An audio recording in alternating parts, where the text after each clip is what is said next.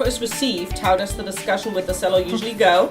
And how do you deal with the buyer's agent? Well, I've had some sellers. I mean, it does get a little emotional, especially if it's kind of a low offer. And I had one seller that threw the whole offer across the room and said, "This is ridiculous," and his wife burst into tears.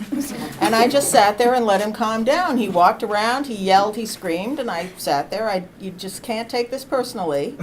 And I said, "Well, now let's think about what we can do. You can accept, you can reject, or you can counter." I would suggest we counter. And, it took a while of talking him off the ceiling, but he did counter, and that actually went through. But, I did call the buyer's agent. I said, "Well, it's a little low. Let me tell you what the reaction was," because I wanted them to understand how upset the sellers were. I didn't go through all the details, but I think sometimes it's good to tell them that. And sometimes, honestly, the buyer's agent does not want to come in with a really low offer, but their client wants them to, and they understand that.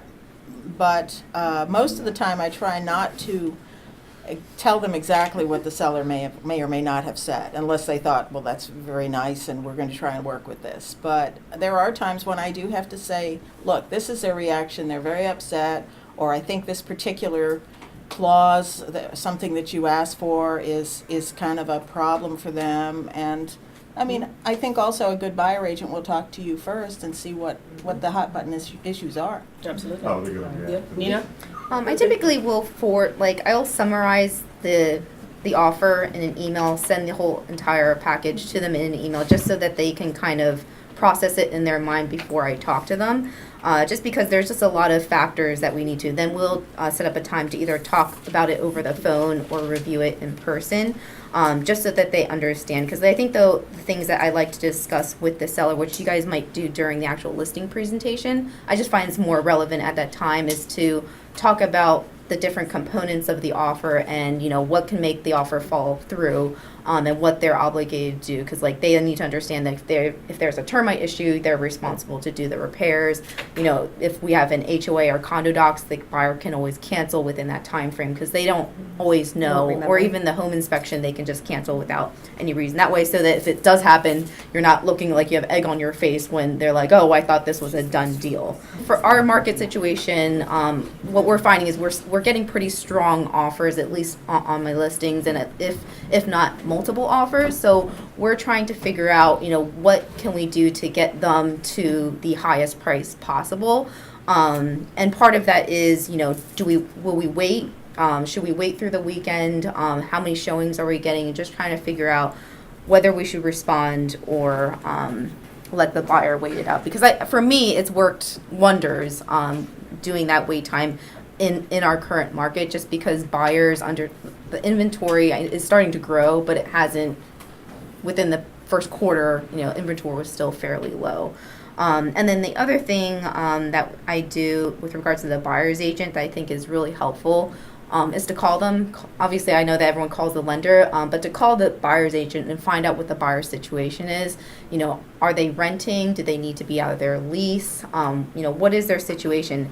And another thing to ask is whether they've made other offers and if they've been under contract with another property, because that's really key to know, because if they're a really fickle buyer, that's something your seller should be aware of. Yeah, most of the time when you call them and you give them that offer, if they sit there and say, "Okay, well, I need to call my husband and talk to him, and he's working tonight, so it might not be till tomorrow," or whatever, then that's when we normally have that discussion. I do it at listing, and then I do it again at that time.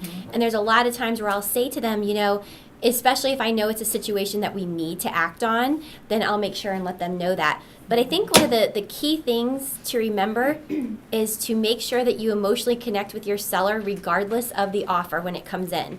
Because I've learned in negotiations that if we have a bad offer that comes in and I can wallow with them for a little bit, it is really effective, because I can sit there and say, I really wasn't expecting this offer to come in at this price either. And, I would be really upset if I were you too. And let me tell you why I think they came in this way. But you know what? I think what we need to do is, respond like this, respond like that. But I wait. I let them get angry. I let them get frustrated. I completely agree with them usually, because a lot of times, you do agree if you've done your job and you've priced it right, and and it's something that's bad. But I've learned, to me, emotion is the most important part of negotiations. It really, really is, because that's where their highest motivation comes out.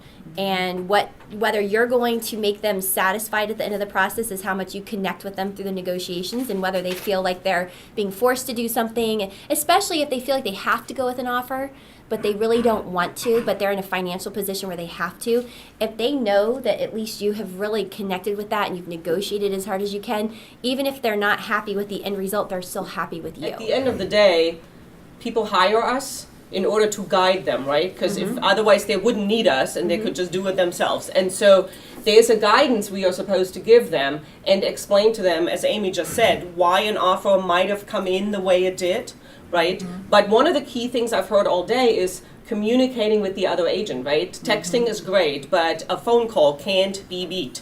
Or, Not even said, negotiations. or a face-to-face. Like if I can get a face-to-face sometimes, if there are situations where I just feel like, would it be beneficial that the two of us are in a room and kind of talk about this? Sure, you are representing your client and the interest of your client. So having all of these upfront discussions with them to know where their head is at, where their emotions lie, etc., that's all important. But again, they do look for us to not make the decision, but they look for our expertise in order to come to the decision, that they're going to go with. Right. So I think that's important to keep in mind. And for the newer agents in the room, that is something that doesn't come just naturally. You're not going to feel confident because you probably go, well, why would they listen to me? But that's okay to feel that way. All of us did at some point. That's why you go and, you hook up with a more experienced agent. One of the key things, I think, is reviewing the contract. You have to be able to explain to your clients what that means. Just sending it off and going, here is it. Here's your offer. All of it. They don't know what they're looking at. You need to be able to go through that. So, make sure you go to contract classes, talk to your manager. All of those things help you at the end to be a better negotiator. Because if you don't know what you're negotiating on, if you don't know your contract, then all of this is completely a moot point.